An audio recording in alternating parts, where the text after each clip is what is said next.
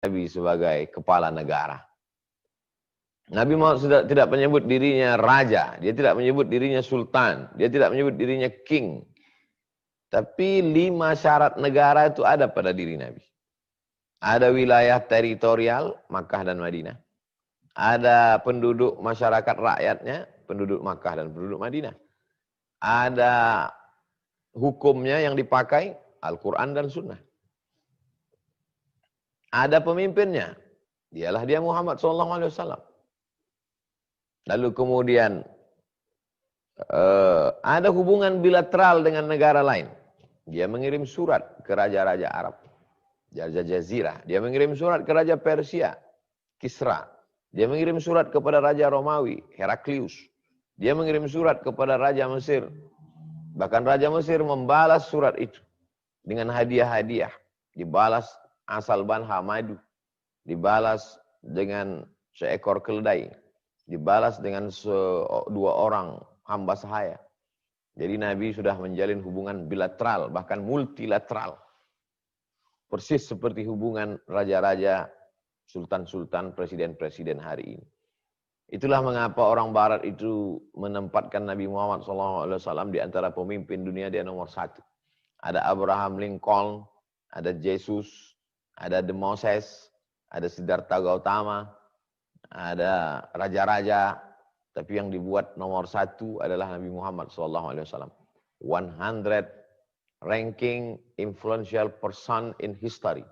100 ranking tokoh paling berpengaruh di dunia, ditulis oleh Michael H. Hart, dan yang ditempatkan sebagai nomor 1 itu adalah Muhammad SAW. Karena ada orang berhasil sebagai tokoh agama, tapi dia bukan tokoh pemerintah. Ada yang berhasil dalam kepala negara, tapi dia bukan kepala rumah tangga. Sedangkan Nabi, dia sebagai pemuda yang independen, dia sebagai entrepreneur, ekonom sejati, businessman, dia sebagai kepala rumah tangga, dia sebagai panglima perang, dan dia sebagai kepala negara. Jadi anak-anak muda yang sedang hari ini menjalani masa yang berbunga-bunga, masa yang indah, tentukanlah pilihan. Ikutlah Nabi SAW. Dalam masalah ibadah tidak diragukan lagi. Kita tidak cerita bagaimana tahajudnya, bagaimana sholat duhanya, bagaimana zikirnya, bagaimana hafalan Qur'annya. Tapi saya bercerita bagaimana 5 aspek tadi yang penting. Saya kira sebagai pengantar dialog kita pagi ini, demikian. Saya kembalikan ke moderator. Terima kasih. Wassalamualaikum warahmatullahi wabarakatuh. Waalaikumsalam warahmatullahi wabarakatuh. Waalaikumsalam warahmatullahi wabarakatuh. Ya, syukran Ustaz. Alhamdulillah. Terima kasih Ustaz materinya. Dan ini ada beberapa pertanyaan yang Ustaz insyaallah telah kami himpun sebelum acara pagi ini. Pertanyaan pertama Ustaz, karena mengenai pemuda, apa yang ini pertanyaan dari Nurul Jannah, Prodi Pemanfaatan Sumber Daya Perikanan, Fakultas Perikanan dan Ilmu Kelautan, Angkatan 2020. Pertanyaannya, apa yang harus dilakukan pemuda untuk menyikapi pengangguran dan kemiskinan yang ada di Indonesia? Kemudian, Ustaz, Ana bacain seluruh pertanyaan atau satu-satu, Ustaz? Satu-satu dulu. Oke, siap. Itu Ustaz, yang pertama Ustaz.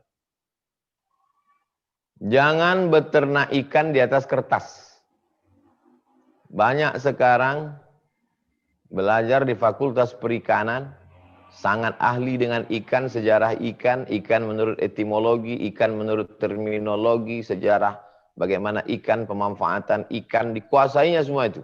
Tapi ikannya di atas kertas. Tidak pernah memegang ikan.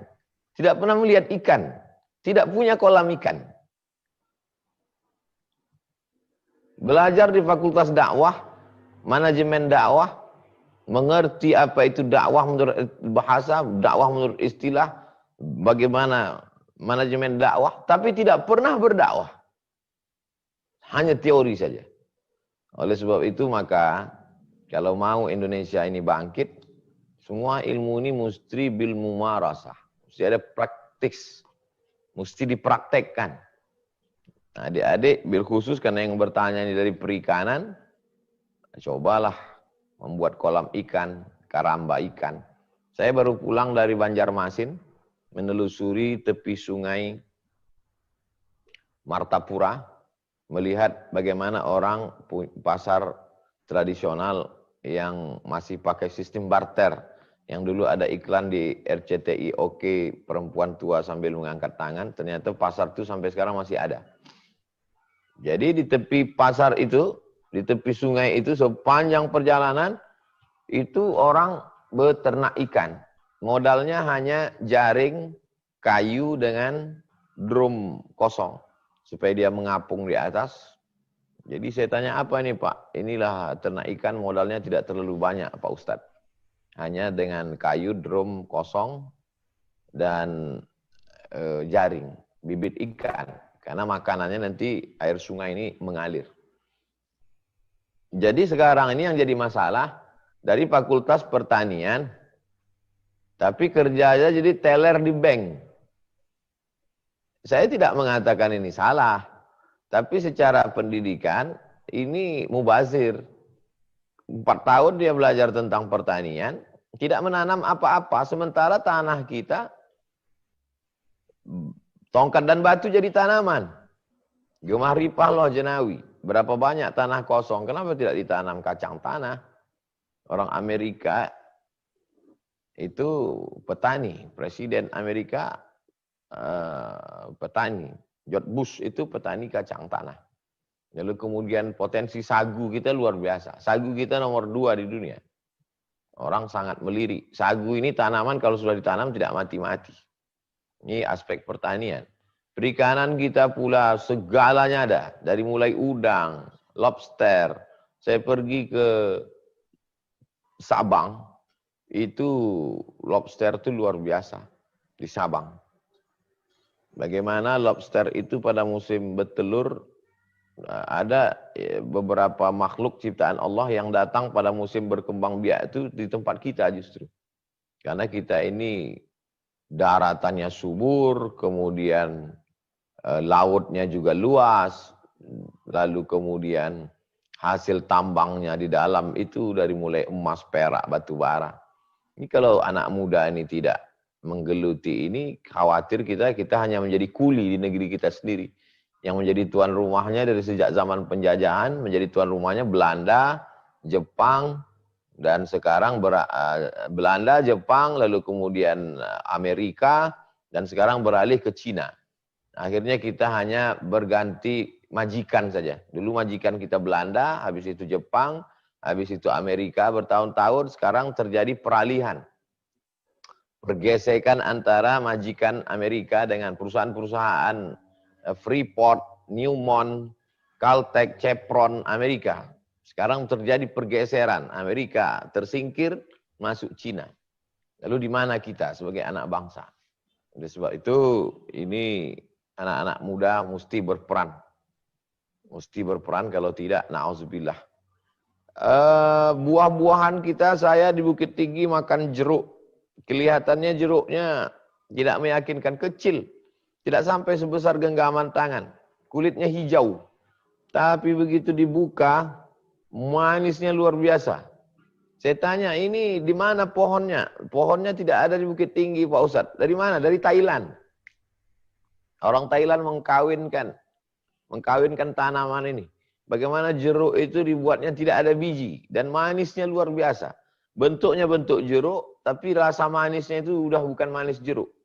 Bagaimana mereka mengkawinkan ini? Padahal dulu mereka ini belajarnya di IPB, Institut Pertanian Bogor. Tapi mereka mengembangkannya luar biasa.